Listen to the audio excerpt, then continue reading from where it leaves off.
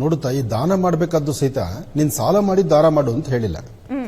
ದೇವರು ನಿಮಗೇನು ಶಕ್ತಿ ಕೊಟ್ಟಿದ್ದಾನೆ ಅದನ್ನು ಮಾಡಿ ಅಂತ ಹೇಳಿದ್ದಾರೆ. ಇನ್ನು ಗ್ರಹಣದ ಪ್ರಕ್ರಿಯೆ ಪ್ರತ್ಯೇಕವಾಗಿ ಏನು ಹೇಳ್ಬೋದು ಅಂದ್ರೆ, ಇದು ಚಂದ್ರ ಅಂದ್ರೆ ಅಕ್ಕಿ, ಕೇತು ಅಂದ್ರೆ ಹುರುಳಿ, ಎರಡೂ ಧಾನ್ಯಗಳನ್ನ ಇಟ್ಟು ಆರಾಧನೆ ಮಾಡಿ ಅಂದ್ರೆ ಪ್ರಾರ್ಥನೆ ಮಾಡಿ ಗ್ರಹಣ ಬಿಟ್ಟಾದ್ಮೇಲೆ ಒಂದು ದೇವಾಲಯಕ್ಕೆ ಒಂದಷ್ಟು ಕೊಡೋದು ಅಂತ ಇದೆ. ಅದು ಜೊತೆಗೆ ಏನಾದ್ರು ನವಧಾನ್ಯದ ಸಂಪೂರ್ಣವಾಗಿ ನವಗ್ರಹ ನವಧಾನ್ಯಗಳನ್ನು ತಂದು ಮನೇಲಿಟ್ಟು ಆರಾಧನೆ ಮಾಡಿ ಗ್ರಹಣ ಬಿಟ್ಟಾದ ನಂತರ ಒಂದು ದೇವಾಲಯಕ್ಕೆ ಕೊಟ್ಟು ಬರತಕ್ಕಂಥದ್ದು ಅಂತಿದೆ. ಅದೂ ನಿನಗೆ ಶಕ್ತಿ ಆಗ್ಲಿಲ್ವಾ, 2 ತುಳಸಿ ದಳನ ತಂದು ವಿಷ್ಣು ಪಾದದ ಮೇಲೆ ಹಾಕಿ 1-2 ಬಿಲ್ವಪತ್ರೆಯನ್ನ ಶಿವಪಾದದ ಮೇಲೆ ಇಟ್ಟು ಶ್ರದ್ಧೆಯಿಂದ ಭಕ್ತಿಯಿಂದ ಭಗವಂತ ನನ್ನ ಶಕ್ತಿ ಇಷ್ಟಪ್ಪ ಅಂದ್ರೂ ಭಗವಂತ ನೀನು ಒಲಿತಾನೆ, ಆತನ ಆಶೀರ್ವಾದ ಇದೆ.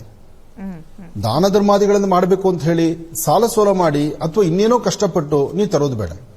ಭಕ್ತಿಯಿಂದ ಭಗವಂತನ ನಂಬಿ ನಾವು ಭಗವಂತನೇ ಭಾರ ಹಾಕಿ ಭಗವಂತ ನನಗಿರೋ ಕಷ್ಟಗಳನ್ನ ಪರಿಹರಿಸೋದಕ್ಕಂತೂ ಆಗುದಿಲ್ಲ, ಇರೋ ಕಷ್ಟ ಹಣೆಯಲ್ಲಿ ಬರ್ದದ್ದು ನಡಿಲೇಬೇಕು, ಆದ್ರೆ ಆ ತಡೆಯೋ ಶಕ್ತಿ ನನಗೆ ಕೊಟ್ಟು ಅದರಿಂದ ನಾನು ಎಚ್ಚೆತ್ತುಕೊಂಡು ಸರಿಯಾದ ಮಾರ್ಗದಲ್ಲಿ ನಡಿಲಿಕ್ಕೆ ದಾರಿ ಮಾಡಿಕೊಡಪ್ಪ ಅಂತ ಭಗವಂತನ ಕೇಳಬೇಕು.